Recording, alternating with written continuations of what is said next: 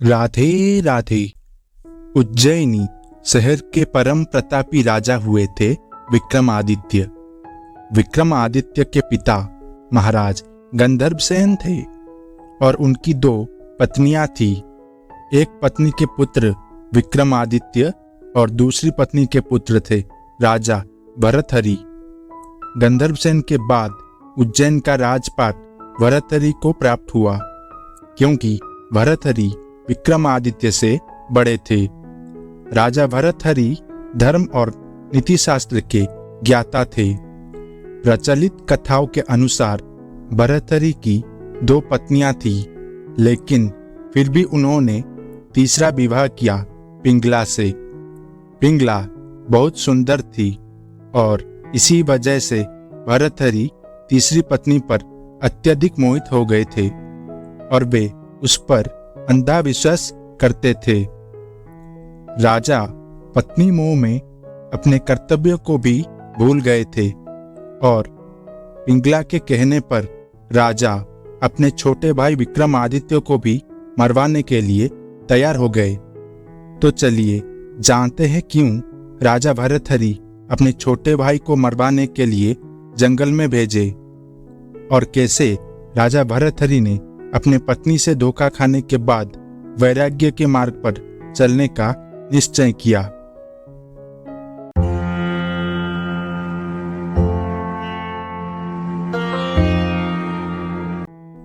राजा भरथरी पिंगला से बहुत प्यार करते थे तथा अत्यंत विश्वास करते थे। एक दिन विक्रम ने अपनी भाभी जी को एक नौकर के साथ आपत्तिजनक स्थिति में देखा। नौकर घोड़ों की देखरेख करने वाले नौकरों का मुखिया था। उसे दरोगा की उपाधि प्राप्त थी। पिंगला ने विक्रम को रास्ते से हटाने के लिए षड्यंत्र रचा। खाना पीना त्याग दिया। राजा ने पूछा तो बताया कि तुम्हारे भाई ने मेरी इज्जत पर हाथ डाला है। राजा को अपने भाई पर पूर्ण विश्वास था कि विक्रम यह गलती नहीं कर सकता। तू गलत कह रही है, परंतु कहावत है ना, त्रिया चरित्र जाने ना कोई, खसम मारकर सती होई। अंत में राजा ने पत्नी मोह में अपने भाई को दोषी करार दे दिया।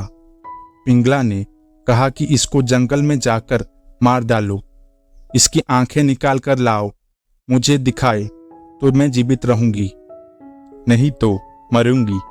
राजा भरथरी ने अपने नौकरों को यही आदेश दे दिया। जब नौकर लेकर चले तब विक्रम ने कहा कि भाई साहब, आपको ये स्त्री मरवाएगी, आपको दुनिया से खो देगी, मैं तो चला।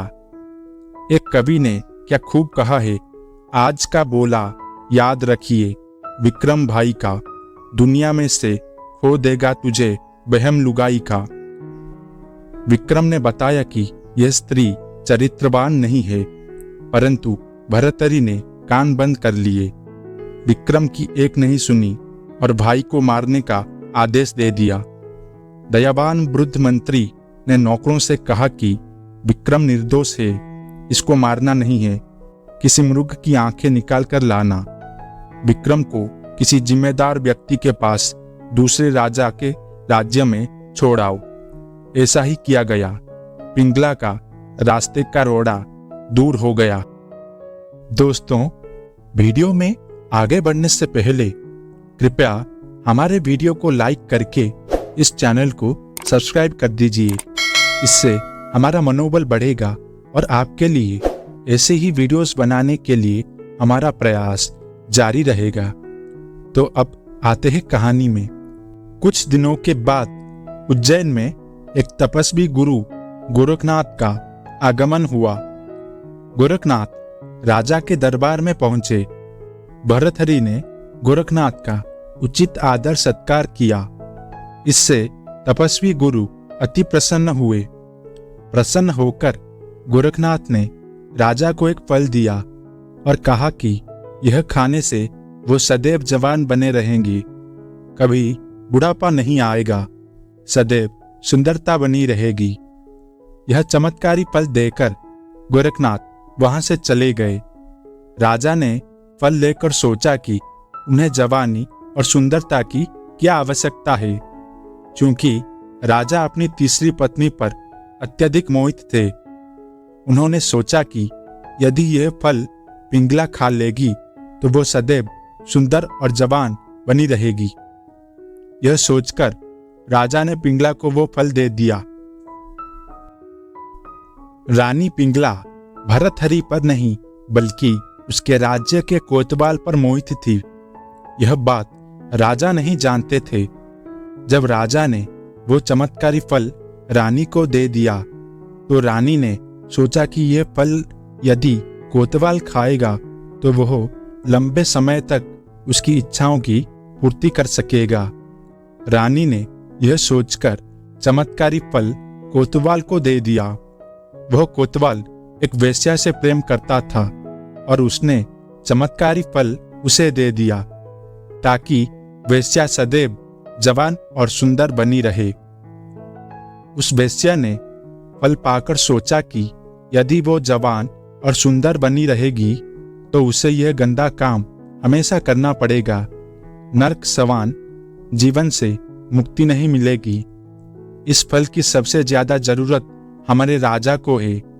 राजा हमेशा जवान रहेंगे तो समय तक प्रजा को सभी सुख सुविधाएं देते रहेंगे। यह सोचकर उसने चमत्कारी फल राजा को दे दिया। राजा वो फल देखकर हतप्रभ रह गए। राजा ने वेश्या से पूछा कि यह फल उसे कहाँ से प्राप्त हुआ। वेश्या ने कहा कि यह फल उसे कोतवाल ने दिया। भर्तहरि ने तुरंत कोतवाल को बुलवा दिया। शक्ति से पूछने पर कोतवाल ने बताया कि यह फल उसे रानी पिंगला ने दिया है। जब भर्तहरि को पूरी सच्चाई मालूम हुई तो वो समझ गए कि रानी पिंगला उन्हें धोखा दे रही है। पत्नी के धोखे से भर्तहरि के मन में वैराग्य जाग गया और वे अपना संपूर्ण राज्य विक्रमादित्य को सौंपकर उज्जैन की एक गुफा में आ गए। उस गुफा में भर्तहरि ने 12 वर्षों तक तपस्या की है। उज्जैन में आज भी राजा भर्तहरि की गुफा दर्शनीय स्थल के रूप में स्थित है।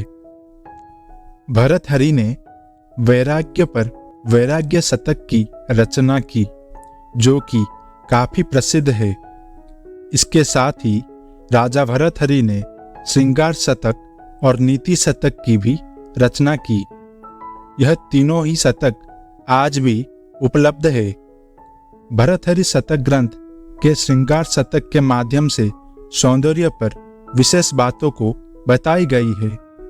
मुख्य रूप से महिलाओं की खूबसूरती से संबंधित जिन्हें नकारा नहीं जा सकता।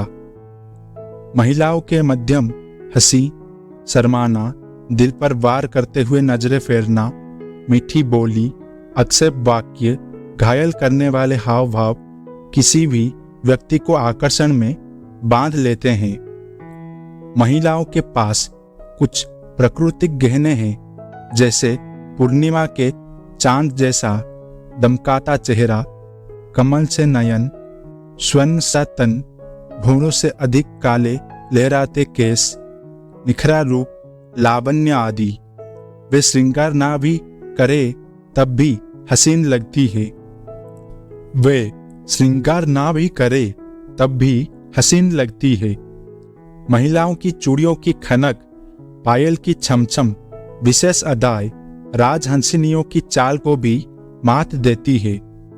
पुरुषों के मन को वशीभूत कर अपना दीवाना बना लेती है। हिरणी जैसे आंखों वाली महिलाओं के आंचल की हवा जब तक किसी विद्वान को नहीं लगती तब तक ही उसका विवेक काम करता है। सार यह है कि खूबसूरत महिलाओं को देखकर भी जिन पुरुषों का ईमान दबादोल नहीं होता वे महाभाग, पूज्य और पवित्र है। अपने नीति शास्त्र के अंतिम पक्ष में यह माना जाता है कि धीर का धैर्य नष्ट नहीं होता, अर्थात धैर्य पूर्ण स्वभाव वाला मनुष्य कितना ही दुख में पड़ा हो पर उसका धैर्य समाप्त नहीं किया जा सकता है। इसकी तुलना करते हुए भर्तहरि कहते हैं कि यदि आग का मुंह नीचे की ओर कर दिया जाए तो भी उससे उठने वाली लपटें नीचे की ओर नहीं जाती है। पिंगला के छल से जागरूक होने के पश्चात कवि महासाहित्यकार भर्तहरि ने अपने छोटे से भाई राजा विक्रमादित्य को उज्जैनी का शासन देने के बाद वैराग्य को ही अपना जीवन दर्शन का आधार बनाया और साधुवादी दृष्टिकोण को अपनाकर सुंदर उपदेश देना आरंभ कर दिया। वो धार्मिक आधार पर नवजीवन को स्वीकार करते हुए कहते हैं कि ब्रह्म ज्ञान के अतिरिक्त सभी ज्ञान केवल एक सामाजिक व्यापार है। ज्ञान, धर्म और तपस्या के माध्यम से ही संसार सागर से पार हुआ जा सकता है। अगर आपको ये वीडियो पसंद आया तो कृपया लाइक, कमेंट और शेयर कीजिए। अगर आप हमारे इस चैनल पर नए हैं तो प्लीज़ सब्सक्राइब कीजिए। राधे राधे।